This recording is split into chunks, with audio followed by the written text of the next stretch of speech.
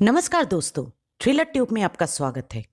आज जो कहानी मैं बताने वाली हूँ वो हिमाचल प्रदेश के चितकुल गांव में रहने वाली एक बहुत ही प्यारी कपल की है। शिवनाथ और गौरी हिंदुस्तान के आखिरी गांव चितकुल में रहते थे। बचपन से ही एक साथ बड़े हुए दोनों, और जवानी आते आते प्यार भी हो गया और शादी भी हो गई बहुत ही कम उम्र में। पर 800 लोगों की छोटी सी गांव में बढ़ती हुई महंगाई में घर चलाना बहुत ही मुश्किल हो रहा था शिवनाथ को। इसीलिए चितकुल में नई नवेली दुल्हन को छोड़कर शिवनाथ चला आया शिमला में एक 4 स्टार कैटेगरी होटल में काम करने बतौर रिसेप्शनिस्ट। ये एक बरसाती मौसम की बात है जब शिवनाथ को दोपहर की 12 बजे एक कॉल आया कि उसकी बीबी बहुत बीमार है। गांव की बैद जी कहीं बाहर गए हैं और बुखार से तड़प रही है गौरी 3 दिनों से। जल्दी से शिवनाथ होटल के मालिक से छुट्टी लेकर अपने बाइक में रवाना हो गया गांव के लिए। शिमला छोड़ने से पहले वहां का डॉक्टर से कुछ दवाइयां भी ले लेता है शिवनाथ। पर बारिश शुरू हो चुका था और रास्ता बहुत ही फिसलन हो गया था। बारिश के महीने में बहुत ही खतरनाक हो जाता है हिमाचल प्रदेश की रास्ताएं। इसलिए शिवनाथ चाहे कितना भी कोशिश कर ले ठीक से बाइक चला ही नहीं पा रहा था। करचन तक की 6 घंटे की रास्ता तय करते करते 8 घंटा लग जाता है। रात का 10 बज चुका था और अंधेरा हो चुका था। बारिश इतनी तेज थी कि कोई भी सूझबूझ वाला इंसान रात की 10 बजे इन पहाड़ियों वाले रास्ते में निकलने से पहले 10 बार सोचेगा। पर आज शिवनाथ के लिए यह सब खतरा कोई मायने नहीं लग रहा था। उसको तो सिर्फ गौरी नजर आ रहा था उसकी आंखों के सामने, और हर एक मिनट जो देरी हो रहा था उसको और भी तिलमिला रहा था। आखिर में शिवनाथ पहुंच गया सतलेज नदी और बास्पा नदी के संगम स्थल पे। बाइक को जैसे ही ब्रिज के ऊपर उठाया, शिवनाथ को पीछे से बारिश के आवाज़ के साथ साथ कुछ धम धम गिरने की आवाज़ भी सुनाई दिया, जो हर एक नैनो सेकंड के साथ साथ बढ़ रहा था और नज़दीक आता हुआ लग रहा था। पहाड़ों में पड़ा हुआ शिवनाथ खतरों को भाप लिया था और बिना पीछे मुड़े जोरों से बाइक चलाने लगा। आग की कोनों से पहले छोटी छोटी फिर बड़ी बड़ी पत्थर गिरता हुआ नजर आया। लैंडस्लाइड शुरू हो गया था और बड़ी बड़ी पत्थरें गिर रहा था। हर एक पत्थर शिवनाथ को मिस करके नीचे सतलेज और बसपा नदियों में गिर रहा था, और ऐसे ही भारी बारिश में पागल हुए नदियों को और भी खतरनाक बना दे रहा था। शिवनाथ पहुंचने ही वाला था ब्रिज के दूसरी ओर कि अचानक से बड़ा सा पत्थर धम करके ब्रिज के ऊपर गिरता और ब्रिज टूट जाता है। शिवनाथ का बाइक शिवनाथ को लेकर ब्रिज के साथ साथ नीचे गिर रहा था। शिवनाथ पहले तो कोशिश किया कि बाइक की स्पीड और भी तेज करके ऊपर चढ़ने का, पर यह सब तो फिल्मों में होता है ना। बाइक नीचे ही फिसलता गया। एंड मोमेंट में बाइक के हैंडल को छोड़कर शिवनाथ ब्रिज की टूटी हुई रेलिंग पकड़ लिया और लटक गया। बाइक नीचे गिर गया। शिवनाथ कैसे भी कोशिश करके रेलिंग पकड़ पकड़ के ब्रिज क्रॉस करके एक सामने बड़ा सा पेड़ के पीछे छुप गया। कुछ देर बाद लैंडस्लाइड बंद हो गया और शिवनाथ पेड़ के पीछे से बाहर आकर अपना बाइक ढूंढने लगा। पर बाइक तो कब का तेज पानी के बहाव के साथ साथ बह गया था। ये एहसास बहुत ही कड़वा था शिवनाथ के लिए।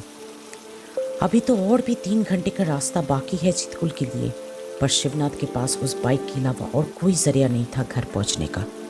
और होगा भी तो कैसे, इतनी रात गए इतनी बारिश में, और वो भी लैंडस्लाइड के बाद। कोई चूहा भी नहीं निकलेगा अपने बल से। टैक्सी या कैब निकलना तो दूर की बात। थका हारा हुआ शिवनाथ वहीं पर खड़ा भीगता रहा। सब कुछ आंखों के सामने एक फिल्म की माफी याद आ रहा था शिवनाथ को। चितकुल में इसी बास्पा नदी में खेलना, तैरना, मछली पकड़ना गौरी के साथ बचपन में। जवानी में इसी नदी को साक्षी रख के एक दूसरे से प्यार का इजहार करना। पहला वैलेंटाइन भी नदी के सामने सारा दिन गुजारना, और शादी के बाद बसपा नदी के पानी को हाथ में लेकर एक दूसरे से वादा करना कि सांस चलेगी तो दोनों की ही चलेगी, और अगर एक ने भी दम निकाला तो दूसरा भी सांस रोक लेगा। रोते रोते बैठ गया शिवनाथ। बारिश और भी तेज हो गया था और नदी का पानी पूरा उथल पुथल हो रहा था। कोई भी सूझबूझ वाला इंसान होता तो वहां नदी के किनारे हरगिज़ न बैठे रहता, पर शिवनाथ को इन सब से कोई मतलब नहीं था। वो तो सिर्फ गौरी को याद कर रहा था और बच्चों के माफी रो रहा था। कितना देर रोया ये उसे भी नहीं मालूम था। नदी के पानी काफी बढ़ चुका था। एक पानी का झटका शिवनाथ को जमीन में गिरा देता है। वो हेलमेट खोलकर आंखें साफ करके फिर से उसी दिशा देखता है जहां पर उसका बाइक गिरा था। पता था कि बाइक नहीं मिलेगा, पर ये क्या? नदी के उस पार कुछ लाल रंग सा नजर आ रहा है। थोड़ा सा और आंखें साफ करके अंधेरे में पानियों को लहरें को कम होने का इंतजार करता रहा शिवनाथ। पहले की 2 लहरें करीबन 5 फीट की थी, पर तीसरी लहर बनने से पहले शिवनाथ देखा कि नदी के उस पार एक लाल रंग का राफ्ट पड़ा हुआ है।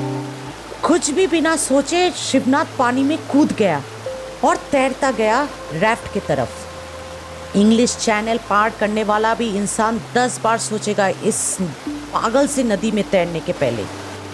पर शिवनाथ के लिए तो आज जैसे पागलपन सवार था। वो तैरता गया। कब तक तैरा उसे भी नहीं पता, पर जब पैर जमीन को फिर से छुआ तो पानी से निकलकर देखा कि वो तैरकर काफी दूर निकल आया है राफ्ट की लोकेशन से। गिरता संभलता राफ्ट तक जब वो चल के पहुंचा तो और एक नजारा उसको पूरा चौंका दिया। राफ्ट में एक लाश है। पहले तो सोच में पड़ गया, फिर तय किया कि लाश को बाहर निकलकर राफ्टिंग करके जितना दूर हो सके वो पहुंचने की कोशिश करेगा। पर जैसे ही लाश को गोद में उठाया निकालने के लिए, देखा कि वो इंसान जिंदा है। जल्दी से उस इंसान को जमीन में लेटाकर शिवनाथ जोर जोर से उसका पेट दबाने लगा। बहुत सारा पानी निकलने के बाद वो इंसान आंखें खोला और पूछा, आप कौन हो? शिवनाथ बोला, हम चितकुल के रहने वाले हैं। आप हमें नहीं पहचानोगे। बीमार बीबी को दवाइयाँ पहुँचाने की जल्दी में लैंडस्लाइड में अपना बाइक गंवा दिया हमने। फिर आपका राफ्ट लेकर पहुँचने की कोशिश में आप मिल गए। वो इंसान थोड़ा उठ बैठा और शिवनाथ की आंखों में देखकर पूछा, इतनी तूफानों भरी रात में भी? बहुत प्यार करते हो अपनी बीबी से। पहनावे से तो वो इंसान कोई साधारण सा राफ्टर लग रहा था, फिर भी उसका सवाल शिवनाथ को थोड़ा सा हिला दिया और वो उत्तर दिया, कितना प्यार करता हूँ नहीं पता, पर अगर उसका दम निकला तो हम भी अपनी सांस रोक लेंगे। ये सुनकर वो राफ्टर जो कुछ ही देर पहले ऑलमोस्ट मरने वाला था, बहुत ही फुर्ती के साथ खड़ा हो गया और राफ्ट को पानी में धकेलना शुरू किया। शिवनाथ पूछा, अरे ये आप क्या कर रहे हो? राफ्टर बोला, बीबी से मिलना चाहते हो तो जल्दी से राफ्ट में बैठ जाओ। पर आप तो अभी अभी होश में आए हो, आपके लिए राफ्टिंग जैसा हार्ड लेबर ठीक नहीं है। शिवनाथ बोला। राफ्टर मुड़ के बोला, अरे कभी कभी तो अपने नाम पर भी भरोसा कर लिया करो। शिवनाथ को कुछ समझ में नहीं आया कि राफ्टर क्या बताने की कोशिश कर रहे हैं। फिर भी उसके आवाज में कुछ ऐसा था कि शिवनाथ राफ्ट में बैठ गया। राफ्टर राफ्ट को पानी में धकेलकर बहुत ही फुर्ती के साथ राफ्ट में बैठ गया और चप्पू चलाने लगा।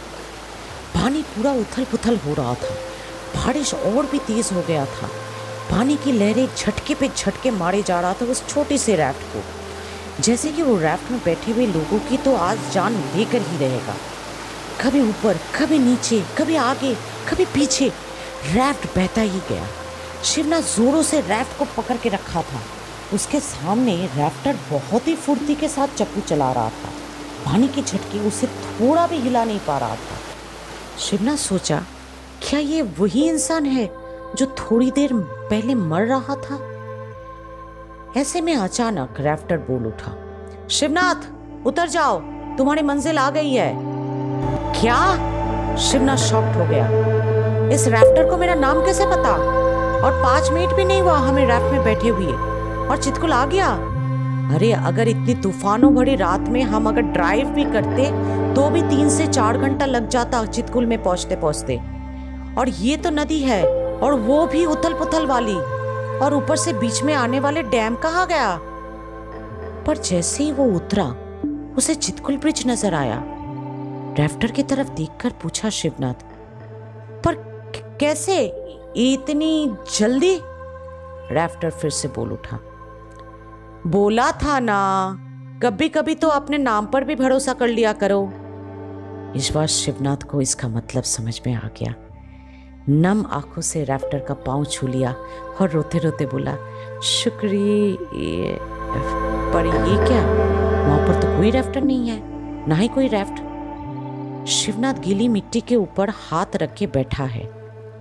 शिवनाथ इस बार शॉक नहीं हुआ। एक संतुष्टि की एहसास के साथ शिवनाथ उठ खड़ा हुआ और घर की तरफ चल पड़ा। बारिश बंद हो गया था और नदी के पानी धीरे धीरे शीतल हो रही थी। सुबह की किरणें धीरे धीरे आसमान पे रोशनी फैला रहा था। अपने घर के अंदर जाकर शिवनाथ देखा कि गौरी की माँ उसके बिस्तर के पास बैठी है और गौरी सो रही है। शिवनाथ को देखकर गौरी की माँ आगे आई और बोली, दाई माँ का काढ़ा पीने से आज पूरा 4 दिन बाद बुखार उतरा।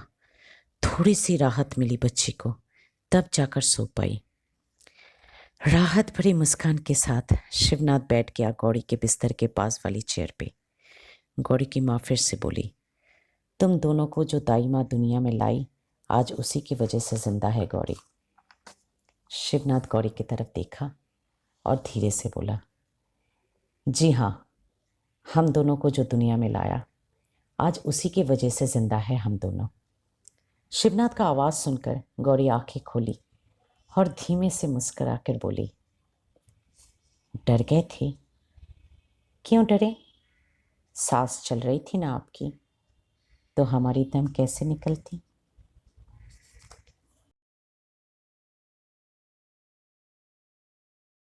कहानी अगर पसंद आया तो ज़रूर लाइक बटन दबाकर सब्सक्राइब कर लीजिएगा और साथ ही साथ बेल आइकन को भी दबाकर वीडियो को शेयर कीजिएगा।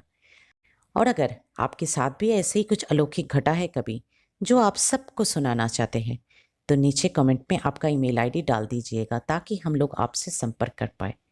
तब तक टेक केयर।